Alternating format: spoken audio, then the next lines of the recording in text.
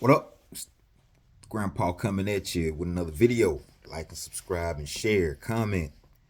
All right, so Philadelphia 76ers, man. All right, so Joel Embiid is basically getting shut down for the year because there's no cartilage in his knee, can't continue, or something to that effect. Joel Embiid is a interesting um, subject because he had all the potential to be one of the greater centers in league history.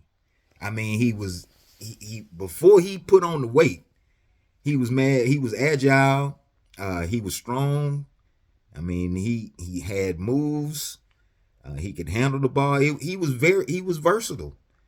I, I remember, and maybe I'm being a little, you know, maybe I'm exaggerating a little bit here, but I think one of the hardest games he played was in the All Star game. I think when they first implemented that funny point system they had, it was whatever. But like that's one of the hardest games I ever seen him play, if I'm not mistaken. It just be just disappointment. But getting back to the point, the Sixers organization as a whole, if you've been if you've been following them for a long time, this is nothing like out of the ordinary. He they for whatever reason they just can't put it together because they've had some great players come through. Allen Iverson, Charles Barkley, um, Dr. J. Although Dr. J won a title, one. And it's nothing against Dr. J. I think there's more about the organization because after Dr. J retired, then they gave the reins to Charles Barkley. Now Charles Barkley was killing it,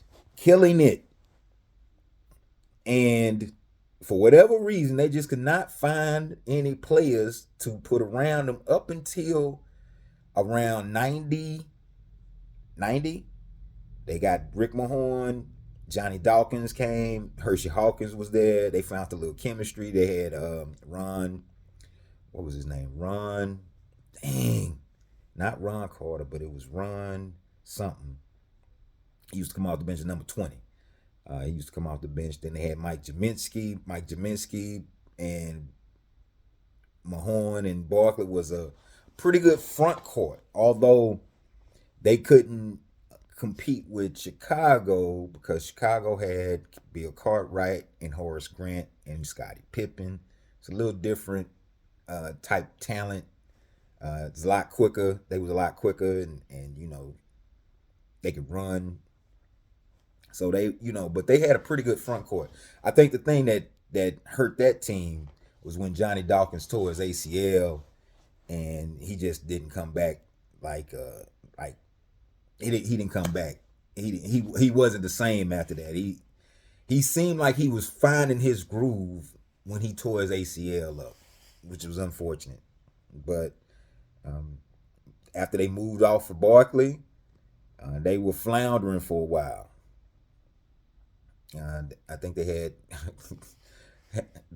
Clarence Weatherspoon, which at that back in the day before he came to the NBA, they were saying that he was like the next Barkley. If people remember, Clarence Weatherspoon was like supposed to be like a mini Barkley or whatever, but he didn't have the talent, the overall talent. He had the rebounding talent, but he didn't have the overall talent to be compared to Barkley. So they traded Barkley in 93, from 93 to whomever, to 98 is when they drafted Iverson, and Iverson was a spark plug, ball of fire, exciting. I mean, the Sixers, watching the Sixers game when Iverson, his first few years in Philly, was like hype because I mean the crowd was engaged. They was Iverson was hitting the floor, making all kind of moves, shooting jumpers in dudes' faces. Uh, so they go to the finals in 2000 and what one meet the Lakers.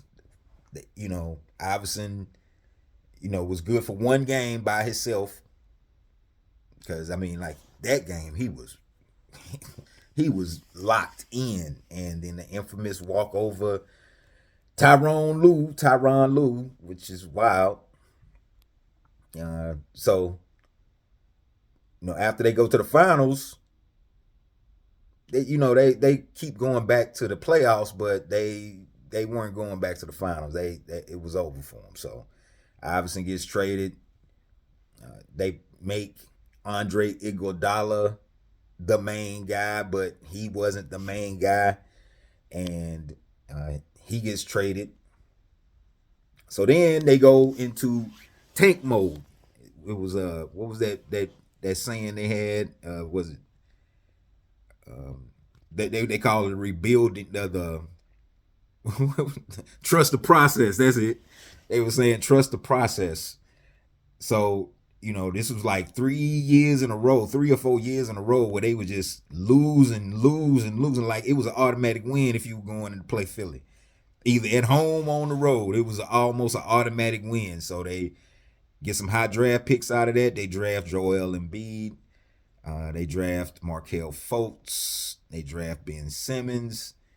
And at this time right now, ain't none of those players on the court for the Sixers. Now Philly can be a hard town to play in if you ain't worth a quarter. If you lackadaisical or what's the word I'm searching for? Lackadaisical. I'll just stick with lackadaisical. It might come to me as I talk, but if you ain't giving your all in Philly, or if you ain't performing, they gonna make your life miserable. And so a lot of players can't take that. Most notably Ben Simmons. Ben Simmons famously cracked in that playoff game. Was under the basket. I think he had Trae Young on him. Turned around, passed it out. But that's the way a lot of players play nowadays. It was like that just the other day. I was watching a game.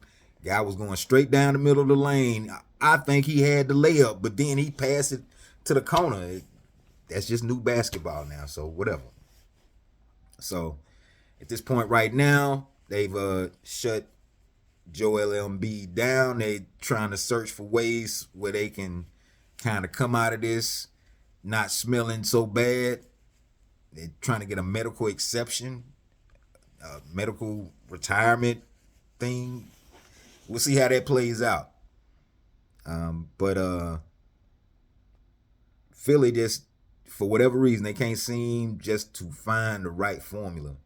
And Charles Barkley, they wasted years of Charles Barkley's career. They wasted years of Iverson's career by basically the way they ruined Allen Iverson. They just gave him the keys of the car, and they built the team all around him, but they didn't give him a team strong enough for him to shine more than he should have. He should have shined more. He wouldn't have had to shoot as much. That's only Iverson and people that's close to him knows how he was really thinking and why he was jacking it up like that.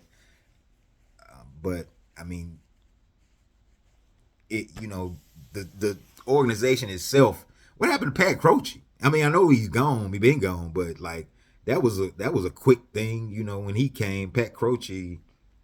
So that's just my quick thought. Oh, and I would be remiss if I did not add Paul George to this comedy of errors.